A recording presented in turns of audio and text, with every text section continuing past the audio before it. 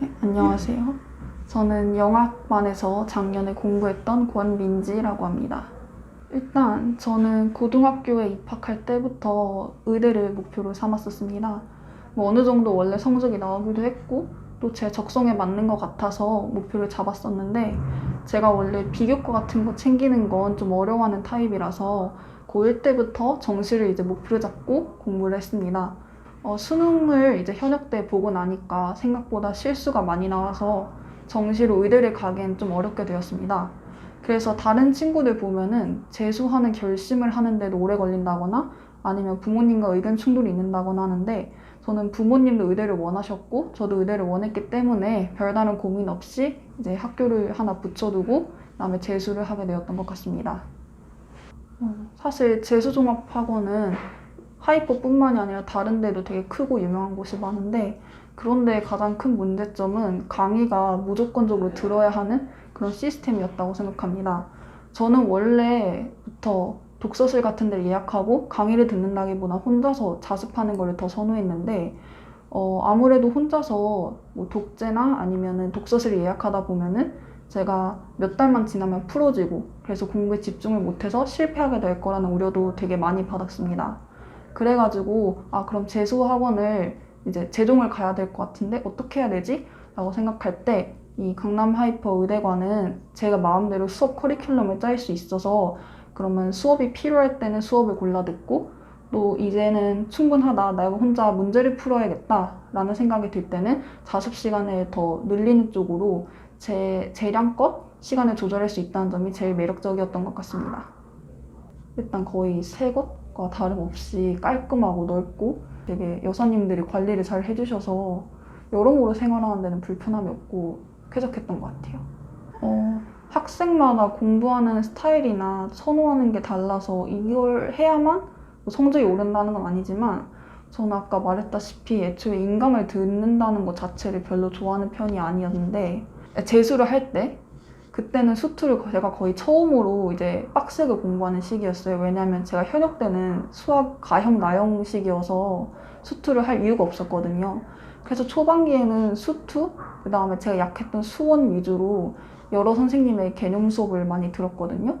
그렇게 해서 한 3월까지는 빡세게 수업 여러 개 들으면서 기초적인 그런 베이스를 쌓았고 그 다음에는 개념 수업보다는 문제풀이 수업 한두 개만 배치하는 식으로 시간표를 조절해갖고 좀 더 제가 자습할 수 있는 그런 시간 늘렸던 것 같아요.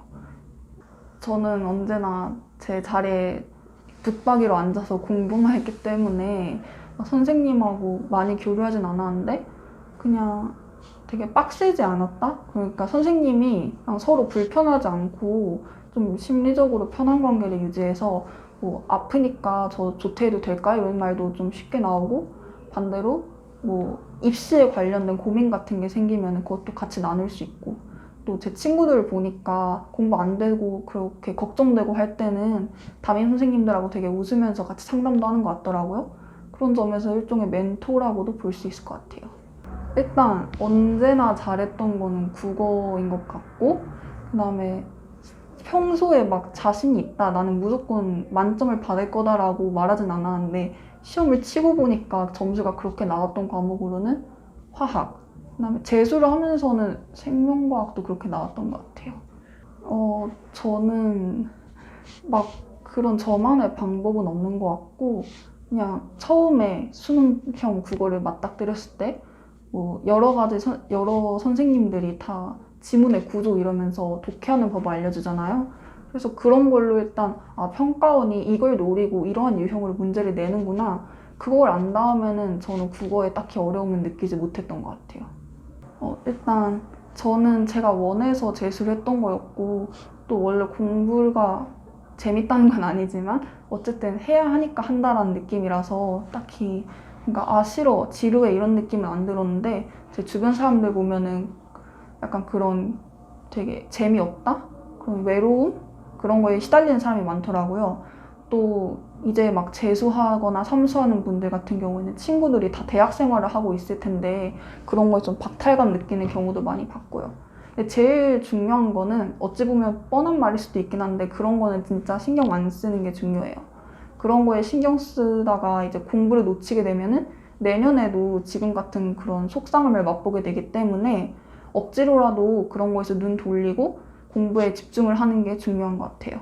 대신에 너무 약간 열정 과다라고 해야 될지 일주일 내내 학원에 나와서 뭐 13시간씩 공부하고 가고 그런 경우가 있는데 전혀 그럴 필요는 없다고 말해주고 싶어요. 일주일 내내 학원에 나와서 설렁설렁 공부하는 사람보다 딱 평일에만 학원에 나오되 공부할 때 열심히 하는 그런 사람이 훨씬 더 성적 잘 나와요. 그리고 평소에 모의고사 늘 만점 받다가도 수능 때 긴장해서 삐끗하면은 자기 실력보다 훨씬 더 못한 곳을 갈 수도 있고, 또 평소에는 그저 그랬는데 수능 때 마음 편하게 보다가 자기 실력보다 훨씬 더 잘 나와서 갑자기 되게 좋은 의대에 가는 경우도 있어요.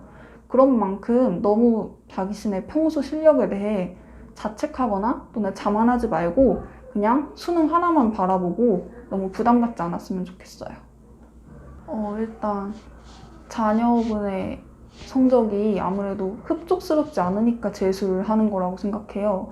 그런 만큼 당연히 내 자식인데 왜 이 정도의 성취밖에 거두지 못했을까라고 속상할 수도 있고 또 자식한테 화가 날 수도 있는데, 그런 걸 고스란히 자식에게 표출한다면은 오히려 의욕도 떨어지고 에이 관두고 말지 이런 생각이 든다거나, 아니면은 자신감이 되게 하락해서 예를 들어서 수학이 망해서 재수를 하는 건데 그러니까 수학 공부를 열심히 했어야지 하고 쪼아대다 보면은 오히려 수학에 대한 자신감도 떨어지고 흥미도 떨어져서 더 발전하기가 되게 힘들어져요.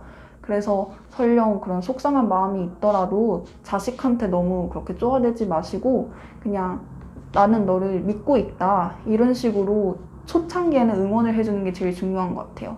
그리고 모의고사를 보더라도 설령 점수가 뭐 80점이 나왔다 쳤을 때 80점이라는 숫자가 어떤 분한테는 이게 뭐냐 싶은 그런 아쉬운 점수일 수도 있지만, 학생이 70점이었다가 80점으로 올렸다는 거는 굉장히 발전해 나가고 있다는 뜻이거든요. 저도 수학 점수가 6평 때는 92점이었는데 9평 때는 96점이었고 수능 때는 100점이었어요. 이런 식으로 점수는 한 번에 팍 오르는 경우도 있지만 계단식으로 올라가는 경우도 있어요. 그래서 인내심을 갖고 좀 길게 보셨으면 좋겠어요.